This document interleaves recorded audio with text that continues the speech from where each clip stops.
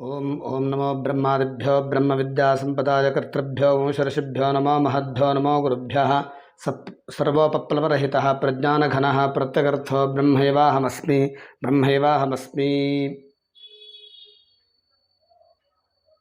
ಸ್ವಪ್ನವನ್ನು ಮತ್ತು ಜಾಗೃತಾವಸ್ಥೆಯನ್ನು ಎರಡನ್ನೂ ಕೂಡ ಯಾವನು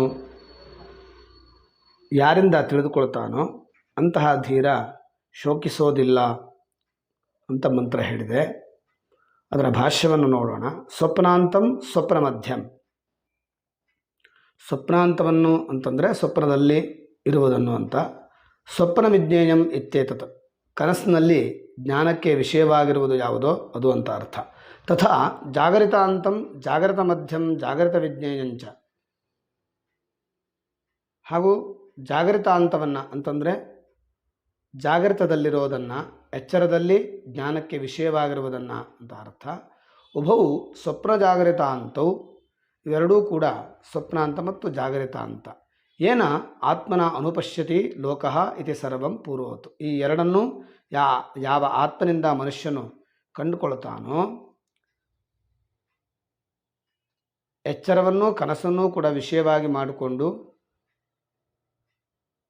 ಅರಿಯತಕ್ಕಂಥದ್ದು ಜಡವಾಗಿರತಕ್ಕಂಥ ಅಂತಃಕರಣವಲ್ಲ, ಸಾಕ್ಷಿ ಚೈತನ್ಯವೇ ಅಂತ ಅರ್ಥ ಮಾಡಿಕೊಳ್ಬೇಕು. ತಂ ಮಹಾಂತಂ ವಿಭುಂ ಆತ್ಮಾನಂ ಮತ್ವ ಅವಗಮ್ಯ ಆತ್ಮಭಾವೇನ ಸಾಕ್ಷಾತ್ ಅಹಮಸ್ಮಿ ಪರಮಾತ್ಮ ಇತಿ ಧೀರಃ ನ ಶೋಚತಿ. ಆ ದೊಡ್ಡ ವಿಭುವಾದಂತಹ ಅಂದರೆ ಎಲ್ಲವನ್ನು ಅರಿಯುವಂತಹ ಅವಸ್ಥೆಗಳ ವಿಷಯ ಆಯಾ ಅವಸ್ಥೆಗೆ ಕಟ್ಟು ಬಿದ್ದಿರೋದ್ರಿಂದ ಅವು ಅಲ್ಪವಾಗಿ ತೋರುತ್ತೆ.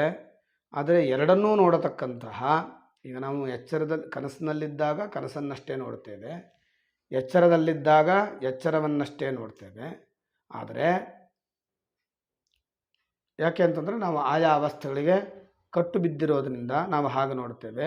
ಆದರೆ ಎರಡನ್ನೂ ಕೂಡ ಆತ್ಮ ಹೇಳತಕ್ಕಂಥವನು ನೋಡ್ತಾನೆ. ಹಾಗಾಗಿ ಅವನು ಮಹಾಂತಂ ವಿಭುಂ, ಎಲ್ಲವನ್ನು ಅರಿಯುವಂತಹ ಚೈತನ್ಯ ರೂಪನಾದ್ದರಿಂದ ಆತ ವ್ಯಾಪ್ತನು ಅಂತ ಅರ್ಥ. ಆತ್ಮಾನಂ ಮತ್ವ ಅವಗಮ್ಯ ಆತ್ಮಭಾವೇನ ಸಾಕ್ಷಾತ್ ಅಹಮಸ್ಮಿ ಪರಮಾತ್ಮ ಇತಿ ಧೀರಃ ನ ಶೋಚತಿ.